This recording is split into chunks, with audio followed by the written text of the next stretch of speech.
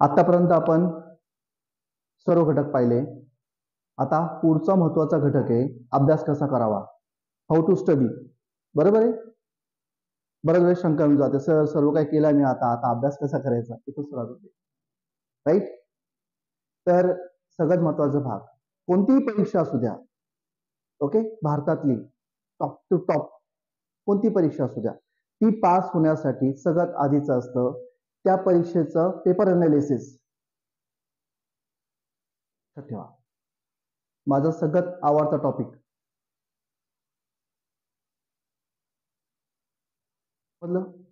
Paper analysis. जर तुम्ही paper analysis करायला शिकून गेले, तुम्ही जगातली कोणतीही परीक्षा पास करू शकता. माय चॅलेंज. माहिती आहे, पेपर अनालिसिस केल्यावर आपल्याला हे कळतं की एक्झॅक्टली यूपीएससी किंवा एमपीएससी या मंडळाला काय अपेक्षित आपल्याकडनं. आपण त्यांच्या माइंडनुसार अभ्यास करायला लागतो. म्हणजेच काय की असं नकोय की आपल्याला हे द्यायचं होतं आणि आपण नेमकं हे केलं, ते नकोय. एक्झॅक्टली यूपीएससीला काय हवंय, एमपीएससीला काय हवंय हे त्या पेपरात आपल्याला कळतं. ज्याला हा सूत्र कळाला तो परीक्षा पास झाला. बऱ्याच वेळेस मुलं मला म्हणतात, सर ते खूप किचकट काम असतं, सर खूप उशीर लागतो. लागू द्या ना यार, किती वेळ लागणार त्याला, 1 महिना लागू द्या, 2 महिने लागू द्या, लागू द्या, जेव्हा वेळ लागेल तेवढं. बट परीक्षेची तयारी करण्याच्या आधी तुम्ही अनालिसिस करायला पाहिजे. अनालिसिस केला तुम्ही म्हणजेच काय, तुम्ही अर्धी परीक्षा पास करून घेतली समजून जायचं तुम्ही. बरोबर आहे. मग सर्वात आधी पेपर उठला. मी जो अभ्यास करत होतो त्या काळामध्ये साधारण 5 वर्षाचा पेपर आम्ही घेत होतो मागच्या वर्षाचे. आता तुम्हाला मी एवढं सांगेल 5 किंवा 7 वर्ष. You decide that. बरोबर आहे. आणि त्यानुसार अनालिसिस करा. अनालिसिस करताना परत तुम्हाला काय करायचं माहिती आहे, सब्जेक्ट वाईज बघा. सब्जेक्ट वाईज म्हणजेच काय, बायोलॉजी मध्ये किती प्रश्न आले, कोणकोणत्या घटकावरती आले. जिओग्राफी मध्ये कोणकोणते प्रश्न आले, कोणकोणत्या घटकावर आले. त्याने काय होतं माहिती आहे, त्या टॉपिकचा, त्या विषयाचा आणि त्या प्रश्नाचा वेटेज कळून जातो आपल्याला.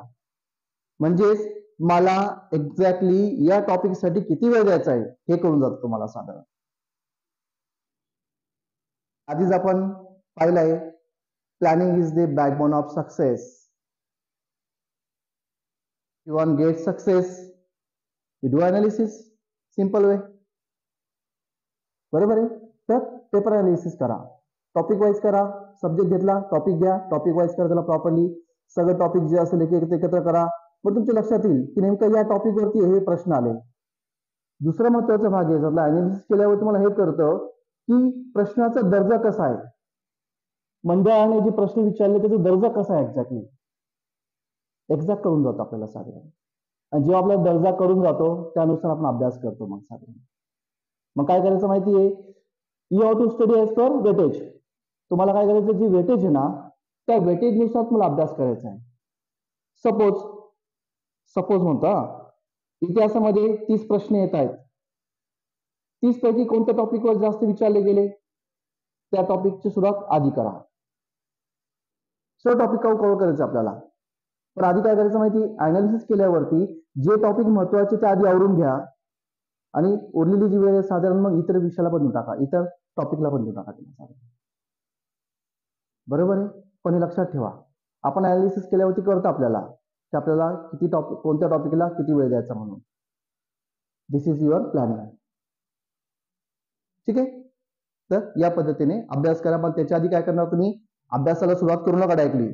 आधी पेपर अनालिसिस करा, टॉपिक अनालिसिस करा, वेटेज निर्माण करा आणि वेटेज नुसार त्याला विषयाला ठरवून घ्या. सपोज सगळ्यात जास्त प्रश्न विचारले गेले असतील इतिहासाला, वरतीला 1 नंबरला इतिहासापासून स्टार्ट करा. त्याच्यामध्ये पण कोणत्या टॉपिकला जास्त वेटेज दिलं आहे त्या टॉपिकवर जास्त भर द्या.